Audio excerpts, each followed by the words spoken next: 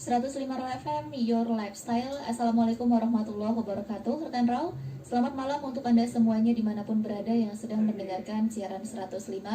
Ya, rekan Raw, seperti biasa di Jumat malam ada Nurul yang mengisi ruang dengar Anda di talk show hukum bersama kantor SBR dan Partners. Dan di studio Raw FM sudah berhadir bersama Nurul, dua narasumber. Nurul sapa dulu.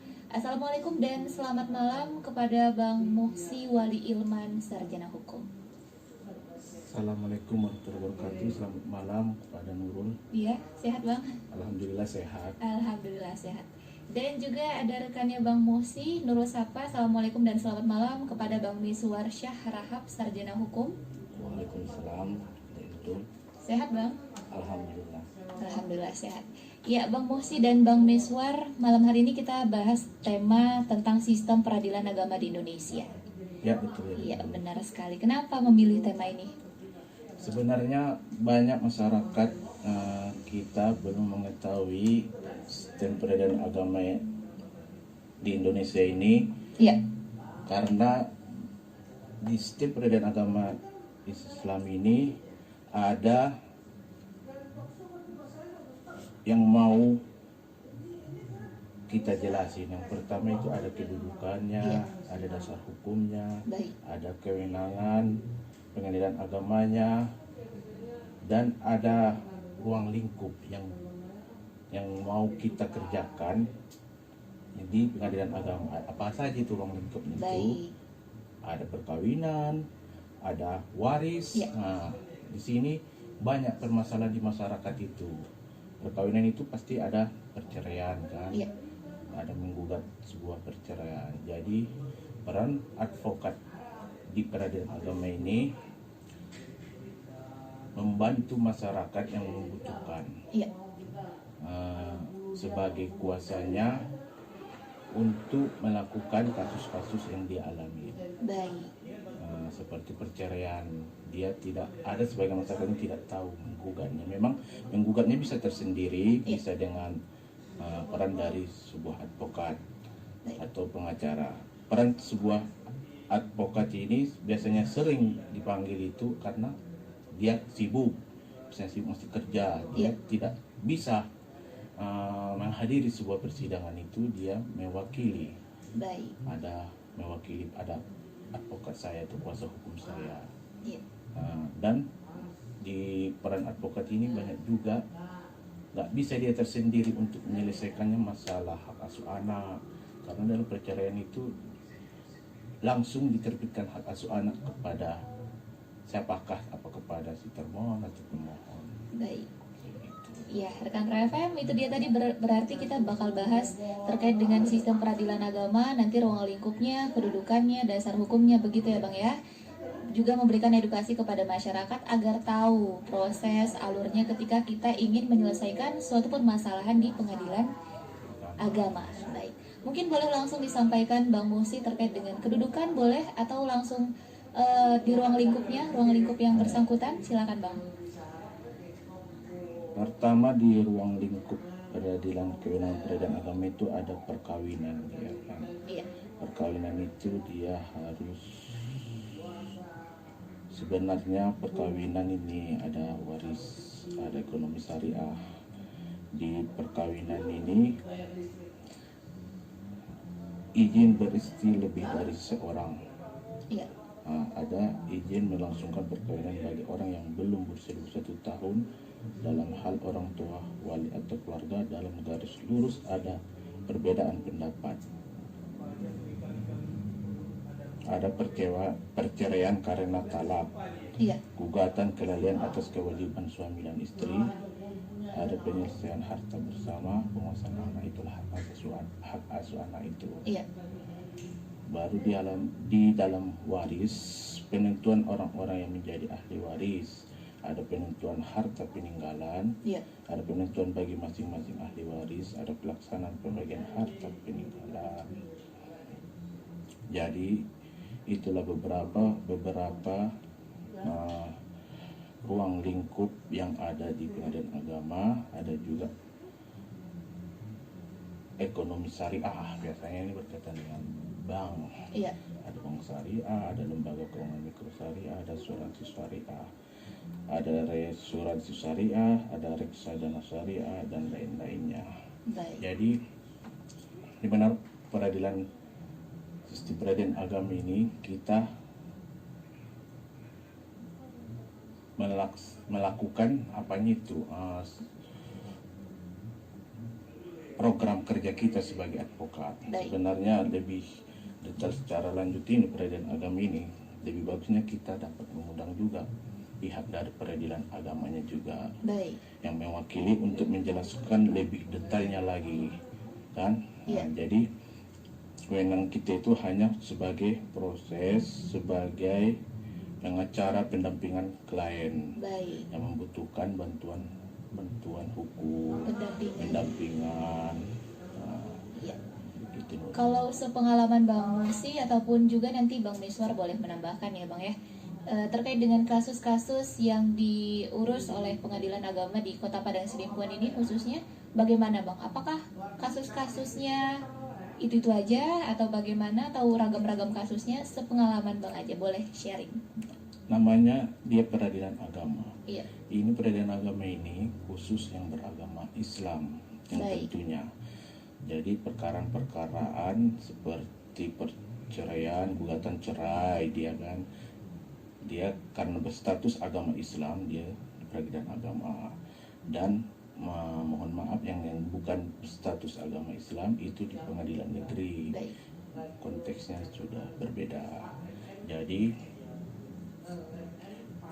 kasus-kasus yang ada di peradilan agama itu yang seperti saya bilang tadi, ada tentang perceraian itu. Perceraian itu langsung mencakup dalam hak asuh anak. Di dalam hak asuh anak itu dulu. Habis selesai perceraian, sudah ada putusan dari hakim, maka dia akan pergi ke harta gonong gini selanjutnya. Baru yang seperti tadi ada masalah waris, harta warisan peninggalan. Ada masalah tentang ekonomi syariah seperti bank syariah. Sekarang kurasa bank syariah sudah menyatu, dia jadi bank syariah Indonesia. Jadi permasalahan-permasalahan di bank syariah apanya di pengadilan agama, begitu. Baik. Ini kan tadi sebagai advokat ya Bang, pendampingan. Mungkin Bang Musi atau Bang Miswar boleh menyampaikan seberapa penting atau urgensi dari advokat itu sendiri dalam proses penyelesaian kasus di pengadilan, khususnya pengadilan agama. Jadi advokat yang beracara di dalam persidangan itu adalah advokat untuk di peradilan agama juga. Tapi kan saya bilang juga ada yang tersendiri, melaporkan perceraian atau gugatan cerai dia. Tapi di sini dia tidak konteks sepenuhnya karena dia tidak mengerti kan gimana jalan prosedurnya dalam persidangan. Paling nanti dituntun agar mengerti. Dan di peradilan agama juga ada posbakum namanya kan, pos bantuan hukum namanya. Jadi masyarakat yang tidak ada advokat atau yang tidak ada pengacaranya, dia bisa bertanya ke pos bakum, pos bantuan hukum yang berada di peradilan agama. Jadi saya bilang itu tergantung apanya juga sih, kebutuhan dari si klien tersebut. Apakah dia memilih dari pos baku, apakah dia memilih advokatnya secara langsung untuk memberi kuasanya. Baik.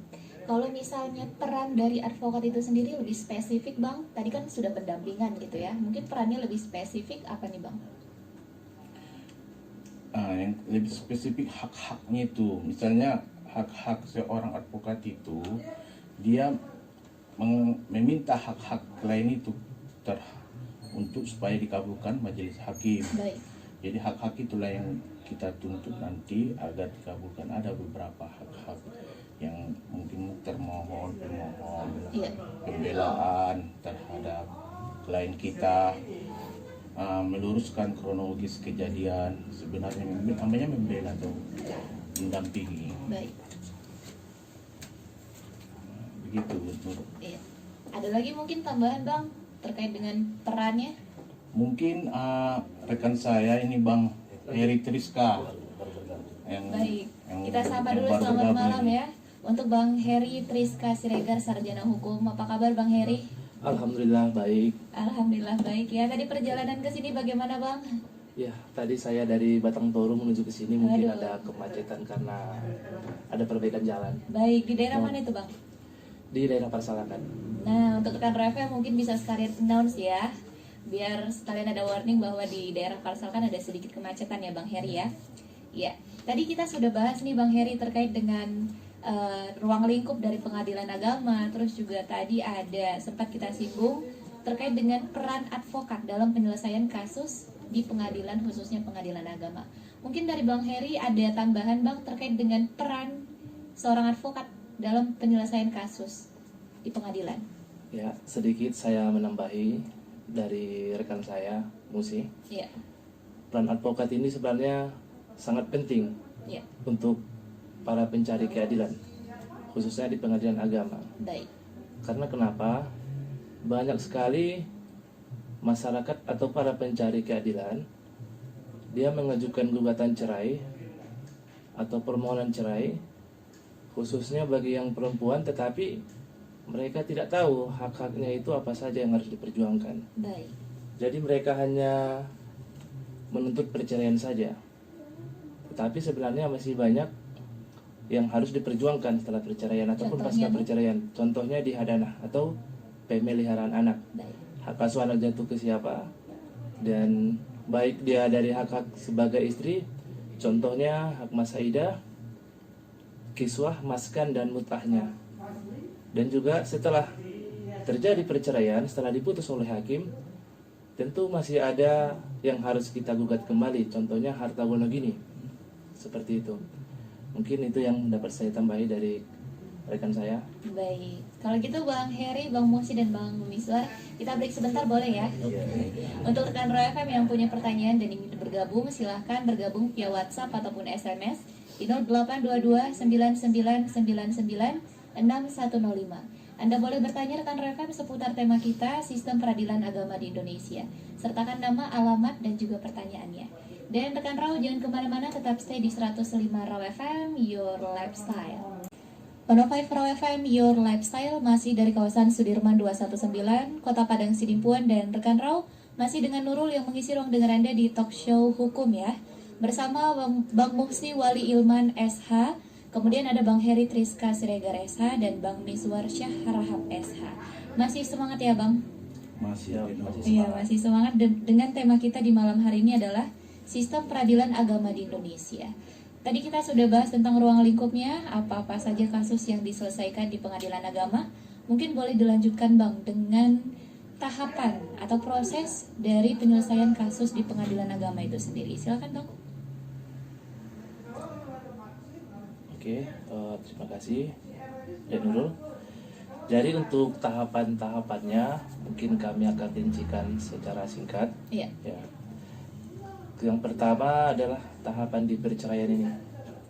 Yang pertama tahapannya adalah kita menyiapkan dulu berkas-berkas untuk mengajukan gugatan. Contohnya kalau perempuan yang mengajukan gugatan, itu berarti penggugat, yang laki-laki menjadi tergugat. Baik. Tapi apabila yang melakukan gugatan adalah laki-laki, maka dia disebut pemohon, dan yang perempuan atau si istri disebut termohon. Nah, jadi yang pertama harus kita persiapkan adalah persyaratannya. Persyaratannya itu contoh di surat gugatan. Surat gugatan ini harus kita tanda tangani dan kita layangkan ke pengadilan agama. Sebelum itu juga kita harus sudah persiapkan bukti-bukti. Contohnya buktinya kita suami istri adalah ada akta nikah. Baik. Nah, ada KTP, ada KK, ada juga akta kelahiran bahwasanya kita memiliki anak, dan lain sebagainya. Jadi setelah kita membuat surat gugatan ini, kita ajukan ke pengadilan agama. Nanti ada biaya perkara yang dibebankan kepada kita dan itu dibayarkan kepada negara. Baik. Nah, nanti nomor rekeningnya pasti akan tertera. Setelah gugatan diterima, nanti gugatan ini akan dikirimkan kepada pihak tergugat atau termohon, bahwasanya sidang pertama itu kapan dimulai. Jadi sidang pertama itu adalah mediasi. Iya. Nah, persidangan tidak akan dimulai sebelum dilakukan mediasi. Pertama mediasi dulu. Biasanya yang mediasi ini adalah prinsipal ataupun orangnya. Jadi kalau contoh, kalau semisal tergugat atau penggugat itu sama-sama memakai pengacara gitu, memakai advokat, itu biasanya advokat memang tidak masuk di dalam tahap mediasi. Baik. Gitu. Jadi hanya prinsipal saja. Setelah ada gugatan di pengadilan, nanti ada lagi tahapannya jawaban dari gugatan tersebut. Nah, setelah jawaban, tahapan berikutnya adalah replik. Ya. Nah, artinya jawaban kita atas jawaban itu atau tanggapannya kita atas jawaban itu namanya replik. Nah, setelah replik nanti ada duplik, berarti tanggapan kita terhadap replik yang tadi itu duplik. Nah, setelah duplik nanti ada pembuktian. Jadi pembuktian ini adalah dokumen-dokumen yang tadi yang saya bilang seperti akta nikah, KTP, KK, akta lahir gitu. Dan juga sekalian diperiksalah saksi dari kedua belah pihak. Nah, setelah saksi-saksi ini diperiksa ataupun dimintai keterangannya, nanti ada kesimpulan. Kesimpulan ini adalah rangkuman dari keseluruhan perkara ataupun tahapan-tahapan yang tadi. Iya. Nah, nanti setelah kesimpulan ini ada putusan. Nah, putusan dari pengadilan agama. Jadi kalau ditanya berapa lama kira-kira waktunya dari gugatan sampai ke putusan, sebenarnya itu tergantung dari banyaknya kasus yang diproses di pengadilan agama, contoh di Padang Sidimpuan atau Kota Padang Sidimpuan. Kalau yang kami alami biasanya itu 1-2 bulan. Baik. Gitu, 1-2 bulan.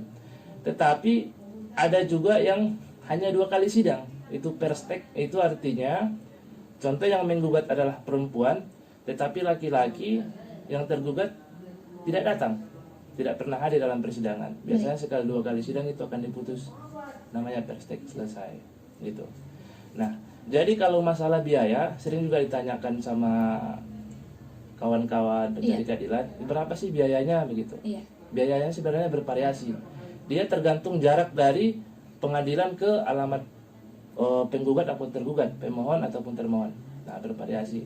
Kalau di sekitar Kota Padang Sidimpuan, paling kita hanya mempersiapkan dana sekitar 1 juta, maksimal 1 juta. Baik. Seperti itu. Kalau alamatnya masih seputaran Padang Sidimpuan, gitu. Mungkin ditambahkan rekan saya, Musi. Ya. Ada tambahan Bang Musi? Kurasa sudah cukup jelas dan lengkap ini dari abang kita Teriska. Oke. Karena kami juga memang memberikan atau menyampaikan secara bukan rinci gitu ya. Iya. Dari garis-garis besarnya saja. Karena kenapa? Karena menurut kami kalau untuk membahas ini memang waktunya harus banyak gitu ya. Karena waktu kita sangat singkat. Tetapi nanti apabila mungkin saudara-saudara atau kawan-kawan pendengar Raw FM yang mau bertanya tentang hal itu, nanti akan bisa kita jawab di sesi tanya jawab. Iya, benar sekali. Seperti itu. Terima kasih. Ya, Bang Heri dan Bang Musi juga Bang Miswar, ini mungkin ada pengalaman atau problem-problem di lapangan terkait dengan kasus-kasus perceraian khususnya di Kota Padang Sidimpuan. Itu kira-kira apa aja, Bang? Kalau problem-problem yang kita temui sih banyak sebenarnya, bervariasi gitu ya. Ada yang sulit. Jadi contohnya kadang kalau kita di pihak perempuan ataupun kita di pihak laki-laki gitu ya, kita contoh di pihak laki-laki, tetapi lawan kita lah pihak perempuan, berarti adalah penggugat. Iya. Nah, jadi terkadang kita di pihak laki-laki yang menggugat adalah perempuan, tetapi pihak tergugat tidak mau bercerai. Iya. Tapi yang perempuan ingin bercerai. Jadi kalau kita sebagai advokat, apabila kita menangani perkara perceraian, terlebih dahulu kita udah utamakan adalah mediasi. Kita damaikan dulu mereka. Iya. Nah, sebisa mungkin kita mendamaikan mereka. Karena kenapa? Kita pun sebagai advokat akan merasa lebih senang apabila kasus yang kita tangani dalam perceraian inilah mereka rujuk, bukan untuk bercerai gitu ya. Kalau mereka rujuk, kita akan memiliki ataupun rasa kesenangan tersendiri. Begitu. Jadi kendala-kendala yang kita hadapi kadang ada teror juga dari pihak lawan gitu ya. Kadang mereka ya tidak senang karena mereka dari pihak mereka ingin bercerai, tetapi pihak kita ingin mendamaikan untuk merujukkan gitu. Yang terakhir kita alami, kita merujukkan, tetapi pihak keluarga tidak ingin rujuk. Nah, jadi saat kita datang untuk memediasi, kita mungkin dilakukan perlawanan seperti itu, ataupun sambutan yang tidak baik. Nah, begitu. Nah, jadi yang kedua adalah masalah di pembuktian. Masalah di pembuktian ini contoh di kadang dia dituntut tentang hak asuh anak. Nah, terus ya hak asuh anak ini nanti ada nafkah anak juga. Terkadang ada lawan kita mungkin dia bekerja. Contoh mungkin ada pekerja, ada yang guru, ada yang PNS, ada karyawan. Jadi untuk membuktikan itu bahwasanya dia bekerja, berarti kita harus mendapatkan contoh ID badge-nya dia, kartu pengenal dia gitu kan. Penghasilan dia berapa itu nanti dibuktikan dengan slip gajinya dia gitu. Nah, hal-hal ini kadang kalau kita untuk mendapatkan ini sering ada tantangan gitu ya. Pas kita datang contoh ke perusahaannya dia, contoh di seorang karyawan, kita datang kita untuk meminta atau melihat slip gaji dia, kadang dari pihak lawan ini langsung ya ngomong yang tidak enak kepada kita gitu kan. Nah, mungkin contoh-contoh seperti itu menurut. Ada lagi Bang contohnya? Tambahan sedikit saja. Iya, silakan Bang. Jadi advokat ini di pengadilan agama, kita bukan untuk menuntut supaya kita cerai. Klien-klien kita tidak. Kita juga ada upaya untuk membujuk atau mediasi terhadap klien kita. Coba dulu mediasi, karena di pengadilan agama juga mewajibkan menyuruh agar mediasi dulu. Jangan terburu-buru, karena rata-rata di perceraian ini yang masih muda-muda, karena masih baru-barunya lah dibilang kan, emosinya masih tinggi-tinggi, mungkin hanya sesaat saja mengeluarkan kata talak satu ya. Benar. Jadi sempat juga kita kan Bang mengapain klien, alhamdulillah kita berhasil rujuk ya kan Bang, merujukkan. Jadi kita bukan untuk menceraikan aja, tidak, kita berupaya untuk merujukkan agar, karena kalau rujuk kembali kita dapat pahala juga. Nah itu dia ada sisi mulia yang kita apa juga kan kita laksanakan. Baik, rekan FM, mungkin itu materi kita di segmen kedua ini ya Bang. Kita break sebentar, kita kasih ruang untuk rekan Raw yang mungkin bisa menuliskan pertanyaannya via WhatsApp ataupun SMS di 0822 99996105. Jangan kemana-mana rekan Raw, tetap di 105 Raw FM, Your Lifestyle. 105 FM. Memang dekat ya, soalnya kita baru pertama kali di sini guys. Tapi nggak suka aja. Tapi nanti next kurasa materi pun kita bisa siapkan yang lebih bagus lagi gitu. Sama Dek Nurul pun juga ada kita kasih. Jadi kalau di Facebook tanyakan kan. Karena ini sebenarnya mendarat ya. Rahmat saya di nelpon sekali. Bang baru kemarin. Iya, minta tolong kata dia. Aduh gimana ya, belum ada materi. Aku bilang tambah aja lah Bang, tak tolong. Udah. Mulai harga 150.000 sampai Kita kawan satu profesi kan. langsung aja ke Faisal Optik yang beralamat di Jalan Jenderal Sudirman nomor 454A. Nanti perkenalkan lagi Faisal Optik kantor hukumnya. Untuk selanjutnya bisa kali seminggu setiap hari di Jumat ya. Iya, Jumat. Kalau pertanyaan ada Nanti ya,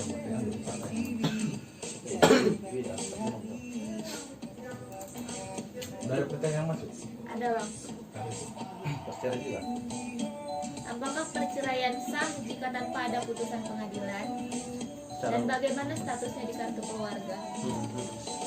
Dari siapa? Dari Kiki di Silandit. perceraian tanpa pengadilan. Tanpa putusan Tanpa pengadilan. putusan pengadilan.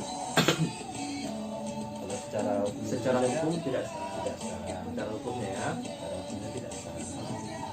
Baru status kakak. Kalau status kakaknya itu itulah.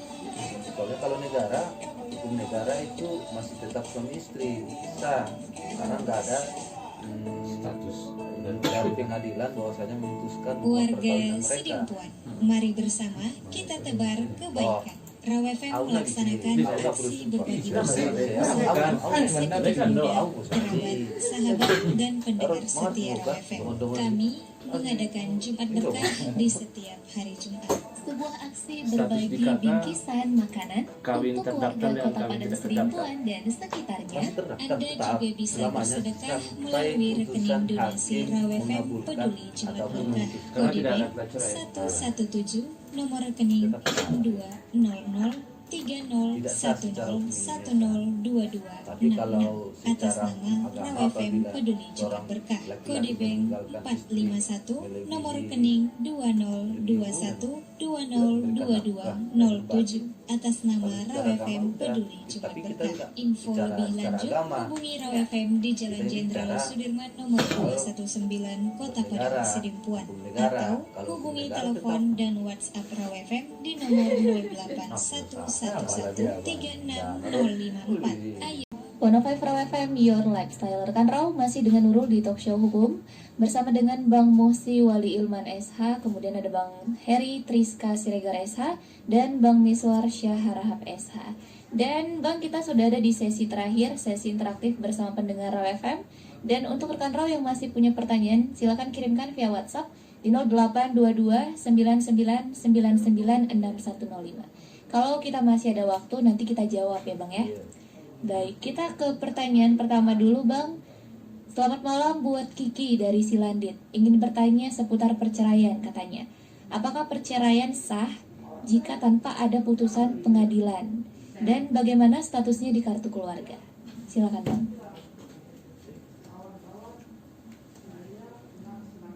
Oke, terima kasih Nurul. Ini dari Kiki tadi ya? Iya. Kiki, oke. Sedikit nanti saya jawab juga, nanti ditambahi rekan saya. Pertanyaannya tadi, putusan perceraian tanpa putusan pengadilan begitu ya? Iya, apakah sah? Apakah sah gitu ya? Kalau secara hukum negara kan, karena pengadilan agama ini adalah yang berada negara. Jadi perceraian tanpa putusan pengadilan kalau secara negara itu tidak sah. Karena kenapa?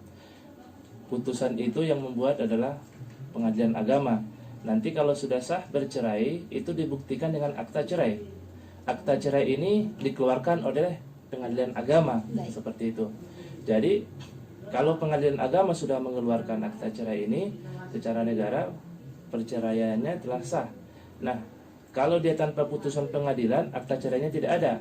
Jadi di KK itu juga nanti statusnya masih tetap kawin gitu. Karena kalau untuk merubah KK menjadi dari kawin menjadi contoh jadi janda atau duda ataupun cerai gitu kan, itu harus dibuktikan dengan akta cerai. Baik. Nah, seperti itu. Mungkin ada tambahan Bang Mosi? Bisa? Jadi dia sudah jelas kalau kita menikah pasti melalui KUA kan. Iya. Berarti kita pun untuk bercerai kita harus melalui pengadilan agama karena kita beragama Islam. Disitulah putusan yang sebenarnya yang diakui oleh hukum dan oleh negara. Iya. Jadi kalau cerai di luar pengadilan itu tidak bagus atau tidak sah lah dibilang ya. Karena dalam hukum di pengadilan agama maupun hukum negara. Jadi menurut saya lebih baik, nggak mahal kok biaya untuk pergi ke pengadilan agama ya kan Bang Heri. Iya. Jadi untuk apa sih nggak mau ke pengadilan agama untuk memutuskan? Iya. Kalau kita di pengadilan agama ya jelas udah ada statusnya jelas, dia janda dia duda gitu. Baik. Jadi kalau dia mau nikah lagi, apa nanti bertanyakan mana statusmu sebagai janda, mana statusmu sebagai duda? Pasti kan dipertanyakan dong kalau dia mau nikah lagi. Baik. Jadi kalau nggak mau nikah lagi dia, gimana caranya kan? Harus ada status itu. Nggak mungkin dia lajang, berarti dia memalsukan identitas diri dia. Begitu deh. Berarti kesimpulannya kalau tidak ada putusan itu tidak sah secara negara ya Bang ya. Iya. Dan kartu keluarganya akan tetap statusnya kawin ya. Iya, kalau misalnya ada masyarakat yang bertanya nih Bang, perbedaan antara talak 1, talak 2 dan talak 3, mungkin boleh dijelaskan Bang? Saya menjelaskannya talak satu secara pengadilan agama ya, Iya. Nurul. Jadi talak satu itu terjadi setelah ada putusan pengadilan. Contohnya tadi ada perempuan menggugat suaminya atau istri menggugat suaminya, gitu ya. Setelah melalui proses persidangan, putuslah di pengadilan. Jadi di putusan itu biasanya talak satu gitu ya. Iya. Jadi talak satu ini ke talak dua itu ada masa idah. Jadi masa idah ini dia 3 kali haid. Jadi diperkirakan itu 100 hari. Kalau kita buat hari 100 hari, kalau kita bulan 3 bulan plus 10 hari gitu ya. Iya. 100 hari. Jadi apabila di saat masa idah ini sudah dijatuhi tadi talak satu, jatuh talak satu, apabila si suami merujuk kembali sebelum masa idah habis itu, bisa dirujuk kembali. Dia kalau mau rujuknya itu, kalau sebelum putus pengadilan, dia mengatakan saya rujuk kepadamu sudah sah gitu ya. Iya. Kalau sesudah putusan nanti rujuknya itu di pengadilan agama. Nah, di saat setelah jatuh talak satu, sebelum 100 hari si suami datang untuk merujuk. Jadi kembali lagi kalau setelah dirujuk talak satu setelah dirujuk, jadi hilanglah talaknya, gitu ya. Masih talak satu. Jadi talak dua seperti apa? Di saat setelah rujuk tadi talak satu itu datang si suami atau si suami lah, karena kan yang memiliki talak itu kan yang memegang talak itu suami ya, gitu. Nanti si suami menalak kembali istrinya, gitu. Itu jatuh talak dua.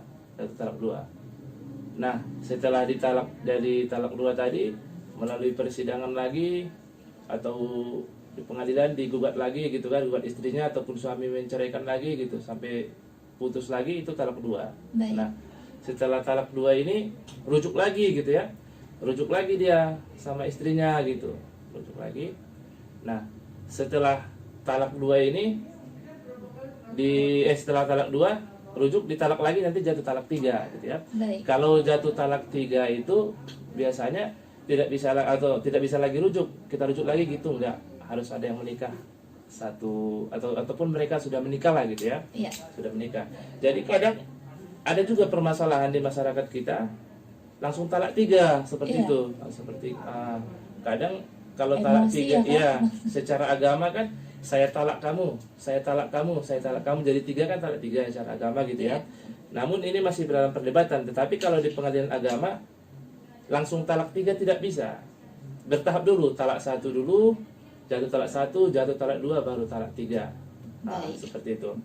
Itu penjelasan terkait dengan talak 1, 2, dan 3 ya Bang ya. Iya. Karena juga waktu nih Bang sudah membatasi kita, mungkin boleh disampaikan closing statement terkait dengan materi kita, boleh, atau terkait dengan kantor yang terkait, boleh, silakan Bang. Ya, saya Heri Triska Siregar dari kantor hukum Heri Triska Siregar dan Iya. partner, gitu ya. Closing statement saya dalam hal perceraian ini sebenarnya seperti ini. Kalau bisa kita janganlah bercerai, karena Allah juga sangat membenci perceraian. Iya. Tetapi tidak melarang juga, gitu, karena itulah jalan yang terakhir. Jadi kalau pesan saya untuk kita semua, kita upayakan bagaimana caranya jangan sampai terjadi perceraian. Karena kenapa? Iblis pun misi yang pertama mereka adalah perceraian, untuk menceraikan umat manusia seperti itu. Apabila terjadi perceraian, maka berantakanlah keluarganya, berantakanlah anaknya, dan masa depannya pun tidak terjamin. Seperti itu. Baik. Ada tambahan Bang? Ada tambahan sedikit. Iya, Saya silakan. Muhsiwali Ilman SH dari kantor hukum atau law office Muhsiwali Ilman SH dan Asosiates, ingin menambahkan kalau dari segi agamanya sudah dari Bang Heri ya. Iya. Ini dari segi apanya yang dibilangnya, advokat. Jadi kalau memang kita tidak mengetahui suatu prosedural itu, nggak masalah, ada konsultasi namanya hukum. Konsultasi itu bertanya apa yang tidak tahu, dan pesbakum hukum pun ada juga di pengadilan agama, yang tidak tahu boleh ke situ juga. Jadi jangan malu bertanya nanti sesat di jalan katanya kan. Nah, dan ada tambahan lagi, dalam perceraian janganlah betul sebagai tersangka. Kita pun sebagai advokat tidak mau juga kita ingin orang itu bercerai. Pasti kita juga berupaya untuk mediasikan mereka, menasihati mereka agar rujuk kembali, mengingat masa-masa indah yang dulu, baik mana asal permulaan pernikahan dimulai. Ya. Sebenarnya tugas kita juga berat loh. Nah, sebagai advokat juga kita sebagai mediator, sebagai apa, pokoknya semua kita perannya untuk apain masyarakat. Sekian Nurul ya. Iya, baik. Dan rekan RFM, itulah tadi talk show kita dengan tema Sistem Peradilan Agama di Indonesia. Sebelumnya terima kasih banyak kepada Bang Musi Wali Ilman SH dan juga Bang Heri Triska Siregar SH. Juga tidak lupa kepada Bang Miswar Syah Harhab SH. Terima kasih banyak untuk waktu dan kebersamaannya 1 jam belakangan ini. Dan rekan RFM, terima kasih banyak juga untuk yang sudah menyimak dan mendengarkan di rumah. Kita ulangin lagi terkait dengan talk show hukum minggu depan ya Bang ya, dengan tema yang berbeda-beda lagi. Jadi rekan RFM jangan kemana-mana, tetap di 105 Raw FM, Your Lifestyle.